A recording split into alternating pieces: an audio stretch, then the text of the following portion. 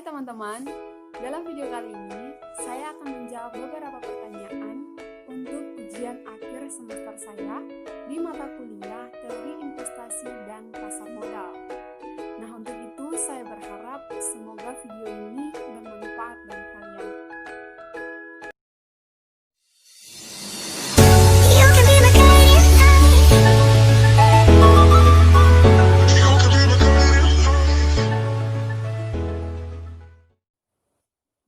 Perkenalkan, nama saya Agnes Gerarsina. Saya berkuliah di Universitas Patimura Ambon, program studi Pendidikan Ekonomi. Dan saat ini saya sudah semester 6, akan masuk ke semester 7. Dan dosen pengampu untuk mata kuliah Teori Investasi dan Pasar Modal ini yaitu Dr. Kevin Tupamau, MSI, dan Ibu A. Parinusa, SPD, MSI.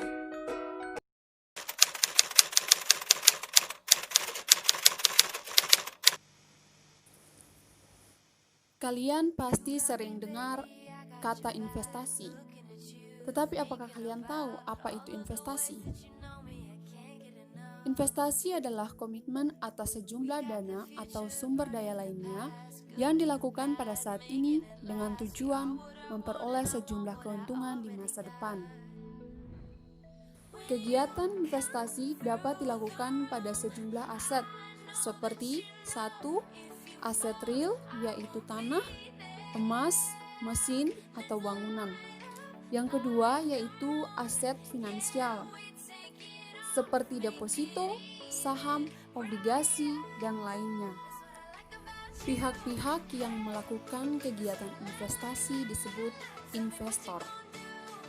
Investor pada umumnya bisa digolongkan menjadi dua, yang terdiri dari investor individual, yakni investor yang melakukan aktivitas investasi.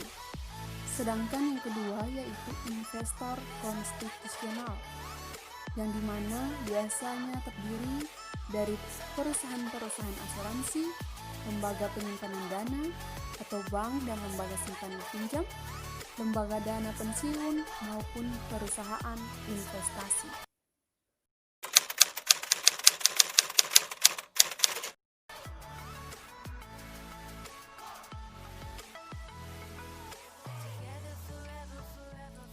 Pasar modal adalah suatu pasar yang beroperasi secara terorganisir, di mana terdapat aktivitas perdagangan surat-surat berharga seperti saham, ekuitas, surat pengakuan hutang, obligasi, dan surat berharga lainnya yang diterbitkan oleh pemerintah maupun perusahaan swasta dengan memanfaatkan jasa perantara, komisioner, dan underwriter. Instrumen dari pasar modal terdiri dari 3, yaitu Undang-Undang Pasar Modal Nomor 8 Tahun 1995. Yang kedua yaitu pasar uang atau money market. Yang ketiga yaitu pasar modal atau capital market.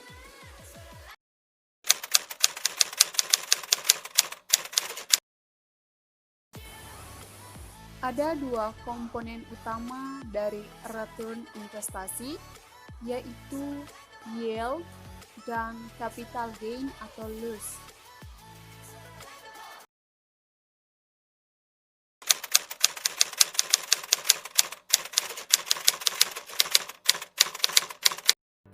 Perhitungan return yang diharapkan dari sekuritas XYZ tersebut bisa dihitung dengan rumus sebagai berikut.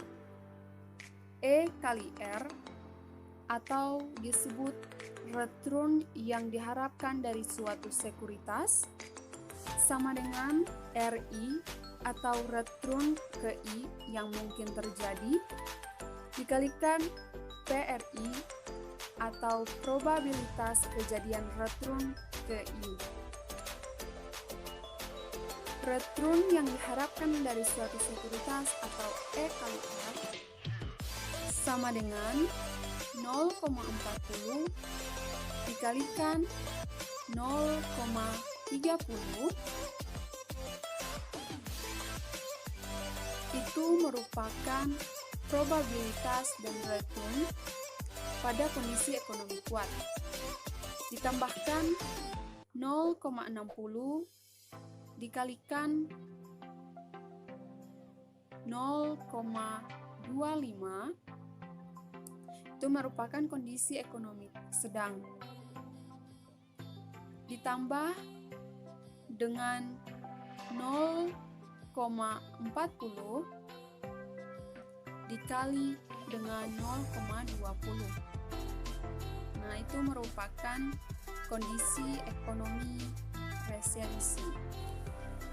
Setelah itu, kita kalikan 0,40 dikalikan 0,30 dan seterusnya.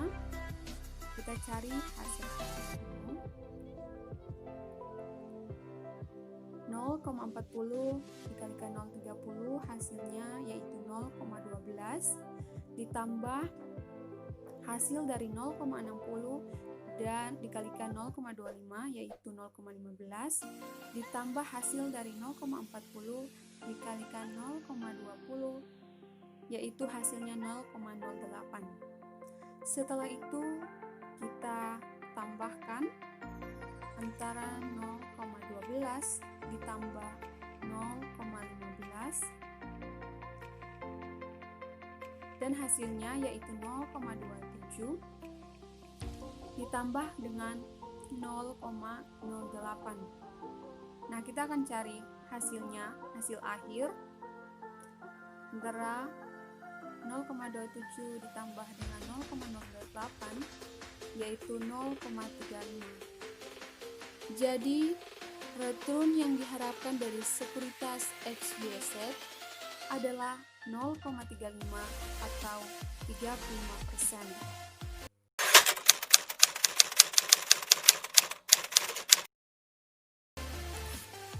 Pasar modal dikatakan efisien ketika angka pada sekuritas terbuka dan dapat memberi informasi yang lengkap dan mendasar dan sedetail mungkin. Semakin cepat informasi atau update tersebut tercermin melalui harga sekuritas alias surat-surat berharga, maka semakin efisien suatu pasar. Walaupun di tengah pandemi yang terjadi sekarang ini, namun pasar modal Indonesia menunjukkan masih ada hal yang bertumbuh positif. Salah satunya adalah tetap tingginya minat perusahaan untuk masuk ke pasar modal dan mencatatkan sahamnya di Bursa Efek Indonesia. Menurut saya, selama pandemi COVID-19 yang terjadi sekarang ini, pasar modal Indonesia berjalan efektif dikarenakan penyesuaian kegiatan dan layanan yang semula dilaksanakan secara tatap muka menjadi layanan daring atau online. Pasar modal pun ikut merasakan dampak dari COVID-19, yakni kecenderungan sektor real melemah dan kondisi pasar modal yang belum pulih.